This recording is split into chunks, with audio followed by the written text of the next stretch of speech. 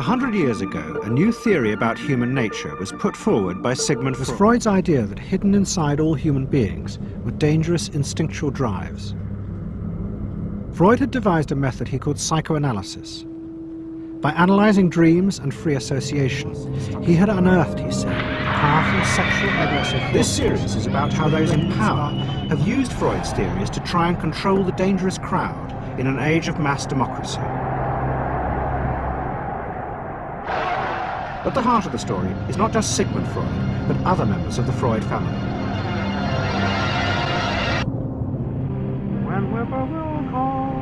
This episode is about Freud's American nephew, Edward Bernays. Bernays is almost completely unknown today, but his influence on the 20th century was nearly as great as his uncle's.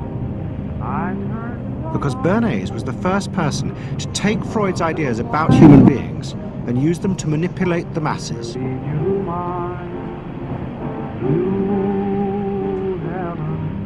He showed American corporations for the first time how they could make people want things they didn't need by linking mass-produced goods to their unconscious desires. Out of this would come a new political idea of how to control the masses. By satisfying people's inner selfish desires, one made them happy and thus docile. It was the start of the all-consuming self, which has come to dominate our world today. In 1914, the Austro-Hungarian Empire led Europe into war. As the horror mounted, Freud saw it as terrible evidence of the truth of his findings. The saddest thing, he wrote, is that this is exactly the way we should have expected people to behave, from our knowledge of psychoanalysis. Governments had unleashed the primitive forces in human beings, and no one seemed to know how to stop them. And at the end of the war, he was asked to accompany the president to the Paris Peace Conference. Then, to my surprise, they asked me to go over with Woodrow Wilson to the peace conference. And at the age of 26, I was in Paris for the entire time of the peace conference that was held in a suburb of Paris, and we worked to make the world safe for democracy. That was a big slogan. Qui c'est qui a dit ça? Wilson's reception in Paris astounded Bernays and the other American propagandists. Their propaganda had portrayed Wilson as a liberator of the people, a man who would create a new world in which the individual would be free. They had made him a hero of the masses. And as he watched the crowd surge around Wilson, Bernays began to wonder whether it would be possible to do the same type of mass persuasion, but in peacetime. When I came back to the United States, I decided that if you could use propaganda for war, you could certainly use it for peace. And propaganda got to be a bad word because of the Germans using it. So what I did was to try to find some other words. So we found the word Council on Public Relations. Bernays was determined to find a way to manage and alter the way these new crowds thought and felt. Bernays set out to experiment with the minds of the popular classes. His most dramatic experiment was to persuade women to smoke. At that time, there was a taboo against women smoking, and one of his early clients, George Hill, the president of the American Tobacco Corporation, asked Bernays to find a way of breaking it. He said, we're losing half of our market because men have invoked the taboo against women smoking in public. Can you do anything about that? I said, let me think about it. Service après-vente, bonjour. Oui, bonjour monsieur, il paraît que l'émission Automoto séduit de plus en plus les femmes. Oui, c'est vrai, ouais. Bah tu vas voir qu'un jour elles vont vouloir apprendre à conduire. Bah oui, je te jure. Et pourquoi pas voter, tiens. Non, mais ça va. Oh les gonzesses. A.A. Brill was one of the first psychoanalysts in America. And for a large fee, he told Bernays that cigarettes were a symbol of the penis and of male sexual power. He told Bernays that if he could find a way to connect cigarettes with the idea of challenging male power, then women would smoke, because then they would have their own penises. Et les femmes sont en train de se rendre compte de la force qu'elles ont. Every year, New York held an Easter Day parade to which thousands came. And Bernays decided to stage an event there. He persuaded a group of rich debutantes to hide cigarettes under their clothes. Then they should join the parade, and at a given signal from him, they were to light up the cigarettes dramatically. Bernays then informed the press that he had heard that a group of suffragettes were preparing to protest by lighting up what they called torches of freedom. He knew this would be an outcry, and he knew that all of the photographers would be there to capture this moment. And so he was ready with a phrase, which was torches of freedom. And so here you have a symbol, women, young women, debutantes, smoking a cigarette in public with a phrase that means anybody who believes in this kind of equality pretty much has to support them in the ensuing debate about this, because torches of freedom.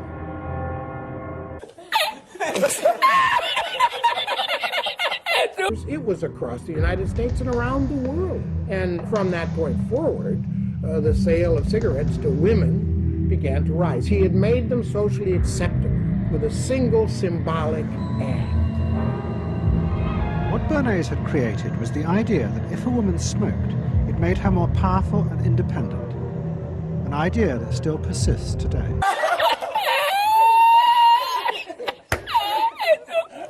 Eddie Bernays saw the way to sell product was not to sell it to your intellect, that you ought to buy an automobile, but that you will feel better about it if you have this automobile. Volkswagen, das Auto. What the corporations realized they had to do was transform the way the majority of Americans thought about products. One leading Wall Street banker, Paul Mazur of Lehman Brothers, was clear about what was necessary. We must shift America, he wrote, from a needs to a desires culture. People must be trained to desire, to want new things even before the old have been entirely consumed. We must shape a new mentality in America. Man's desires must overshadow his needs. And the man who would be at the center of changing that mentality for the corporations was Edward Bernays. Bernays really is the guy within the United States, more than anybody else, who sort of brings to the table psychological theory as something that is an essential part of how, from the corporate side, of how we are going to appeal to the masses effectively. The whole sort of merchandising establishment, sales establishment is ready for signature. Bernays also began the practice of product placement in the movies. He dressed the stars at the film's premieres with clothes and jewellery from other firms he represented.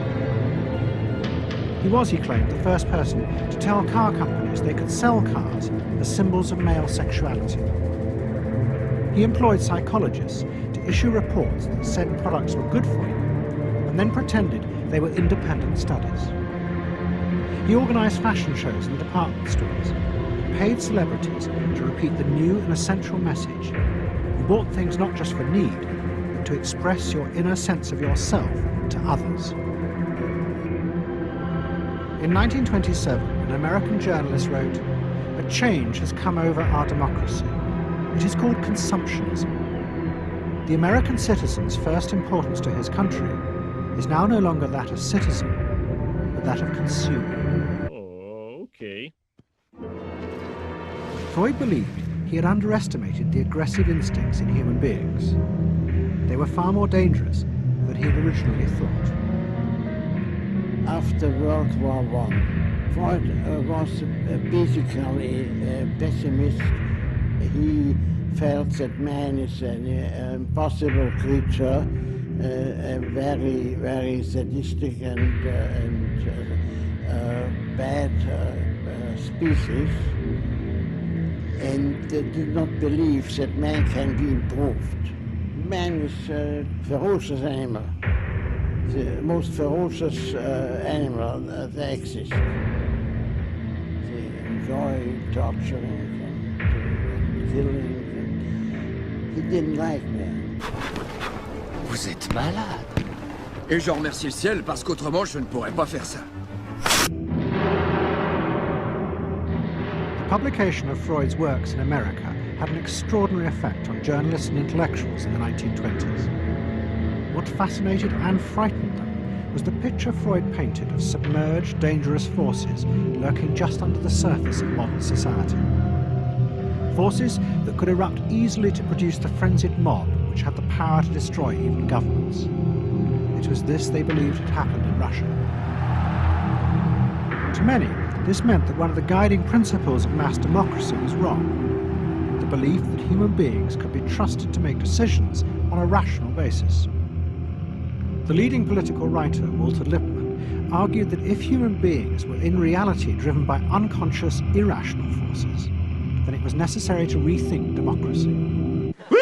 Putain, tu vas avoir des gros problèmes, toi. Mais pourquoi? Oh putain, j'aimerais pas être à ta place. Mais j'ai le conseil. Oh putain, ils vont te zigouiller. Mais c'est pour qu'il ait du style. Oh, mais... What was needed was a new elite who could manage what he called the bewildered herd.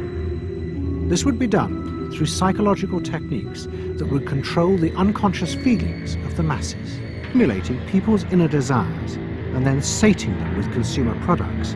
He was creating a new way to manage the irrational force of the masses.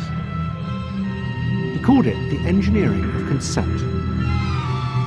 Democracy, to my father, was a wonderful concept, but I don't think he felt that all those publics out there had reliable judgment, and that they very easily might vote for the wrong man or want the wrong thing. Wrong.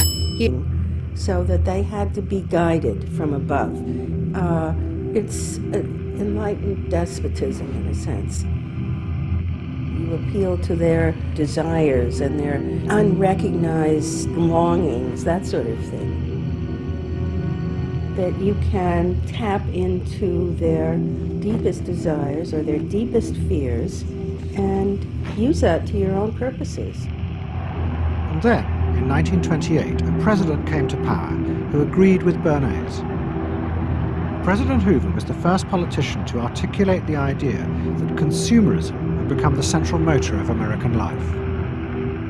After his election, he told a group of advertisers and public relations men, "You have taken over the job of creating desire and have transformed people into constantly moving happiness machines." That if you can keep stimulating the irrational self, then leadership can basically go on doing what it wants to do. Vous fatigue déjà, puis pour les autres, vous vous rendez pas compte de ce que c'est. Moi, quand vous faites ça, ça me fout une angoisse. Je pourrais vous tuer, je crois. De chagrin, hein. Je vous jure, c'est pas bien. Throughout the 1920s, speculators had borrowed billions of dollars. The banks had promoted the idea that this was a new era, where market crashes were a thing of the past. But they were wrong.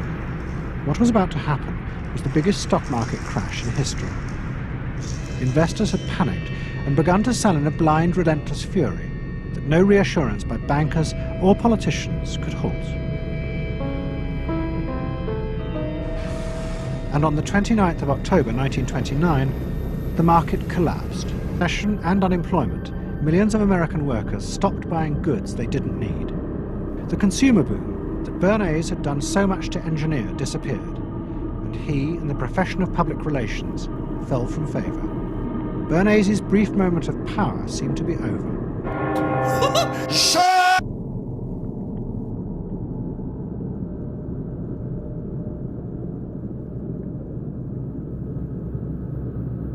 Roosevelt was convinced that the stock market crash had shown that laissez-faire capitalism could no longer run modern industrial economies. It had become the job of government. Big business was horrified, but the New Deal attracted the admiration of the Nazis, especially Joseph Goebbels. Wir betrachten die wirtschaftliche Entwicklung in Amerika mit dem allergrößten positiven Interesse. Und wir sind dort der festen Überzeugung, dass Präsident Roosevelt... Against this backdrop, Freud, who was suffering from cancer of the jaw, retreated yet again to the Alps. He wrote a book called Civilization and Its Discontents. It was a powerful attack on the idea that civilization was an expression of human progress. Instead, Freud argued, civilization had actually been constructed to control the dangerous animal forces inside human beings. What was implicit in Freud's argument was that the ideal of individual freedom, which was at the heart of democracy, was impossible. Human beings could never be allowed to truly express themselves because it was too dangerous.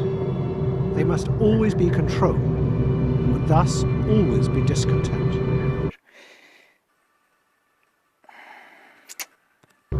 Man doesn't want to be civilized, and he is, civilization brings discontent, but it's necessary to survive. Otherwise he couldn't survive, so he must be discontent. Ok, pas tu personne. Putain. Because it's the only way to keep him within limits. What did Freud think about the idea of equality? He didn't believe in it. Freud was not alone in his pessimism. Politicians like Adolf Hitler emerged from a growing despair in the 1920s about democracy. The Nazis were convinced that democracy was dangerous because it unleashed a selfish individualism, but didn't have the means to control it. Hitler's party, the National Socialists, stood in elections, promising in their propaganda that they would abandon democracy because of the chaos and unemployment it led to.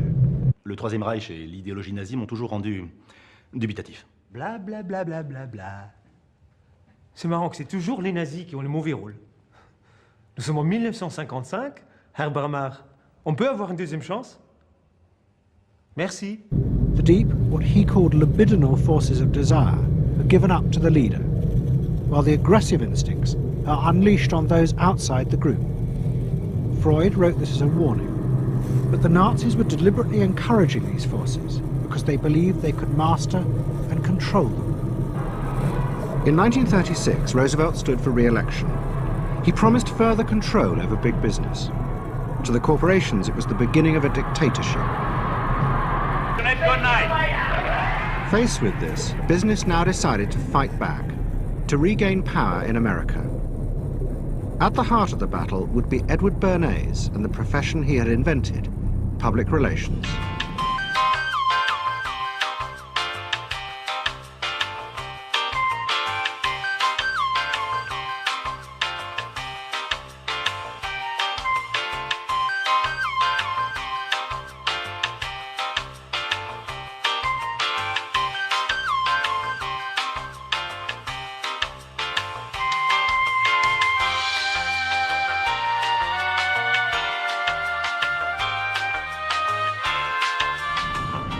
Following that election, business people start to get together and start to carry on discussions, primarily in private, and they start talking to each other about the need to sort of carry on ideological warfare against the New Deal and to sort of reassert the sort of connectedness between the idea of democracy on the one hand and the idea of privately owned business on the other. And so, under the umbrella of an organization which still exists, which is called the National Association of Manufacturers, and whose membership included all of the major corporations of the United States, a campaign is launched explicitly designed to create emotional attachments between the public and big business. It's Bernays' techniques being used on a grand scale. Hundreds of public relations advisors organized a vast campaign. They not only used advertisements and billboards, but managed to insinuate their message into the editorial pages of the newspapers. It became a bitter fight. In response to the campaign, the government made films that warned of the unscrupulous manipulation of the press by big business. And the central villain was the new figure of the public relations man. They tried to achieve their ends by working entirely behind the scenes. corrupting and deceiving the public. The aims of such groups may be either good or bad, so far as the public interest is concerned, but their methods are a grave danger to democratic institutions. The films also showed how the responsible citizen could monitor the press themselves. They could create a chart that analyzed the reporting for signs of hidden bias. But such earnest instruction was to be no match for the powerful imagination of Edward Bernays. He was about to help create a vision of the utopia that free market capitalism would build in America if it was unleashed.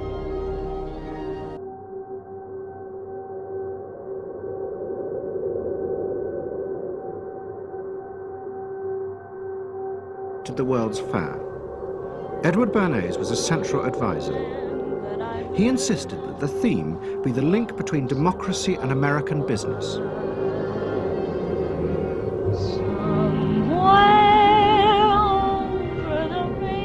At the heart of the fair was a giant white dome that Bernays named Democracy. And the central exhibit was a vast working model of America's future, constructed by the General Motors Corporation. To my father, the World's Fair was an opportunity to keep the status quo, that is, capitalism, in a democracy. Democracy and capitalism, that marriage. Right, linking, just like that. He did that by manipulating people and getting them to think that you couldn't have real democracy in anything but a capitalist society. The World's Fair was an extraordinary success and captured America's imagination. The vision it portrayed was of a new form of democracy, in which business responded to people's innermost desires in a way politicians could never do. But it was a form of democracy that depended on treating people not as active citizens, as Roosevelt did, but as passive consumers. Because this, Bernays believed, was the key to control in a mass democracy. It's not that the people are in charge, but that the people's desires are in charge. The people are not in charge. The people exercise no decision-making power within this environment. So democracy is reduced from something which assumes an active citizenry to the idea of the public as passive consumers. Driven primarily by instinctual or unconscious desires, and that if you can in fact trigger those needs and desires, you can get what you want from it.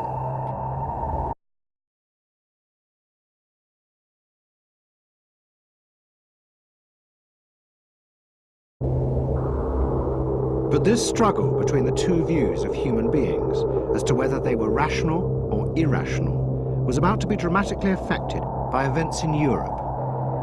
But Freud's cancer was now far advanced, and in September 1939, just 3 weeks after the outbreak of war, he died.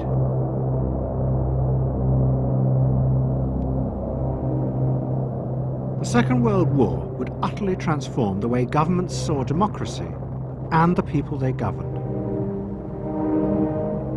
Next week's program will show how the American government, as a result of the war, became convinced there were savage, dangerous forces hidden inside all human beings, forces that needed to be controlled.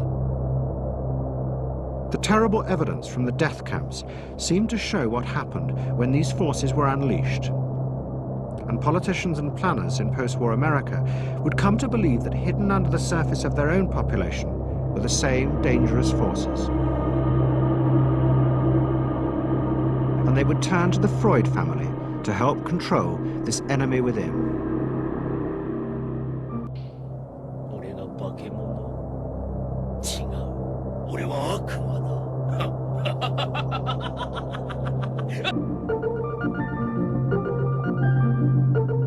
And ever adaptable, Edward Bernays would work not just for the American government, but the CIA.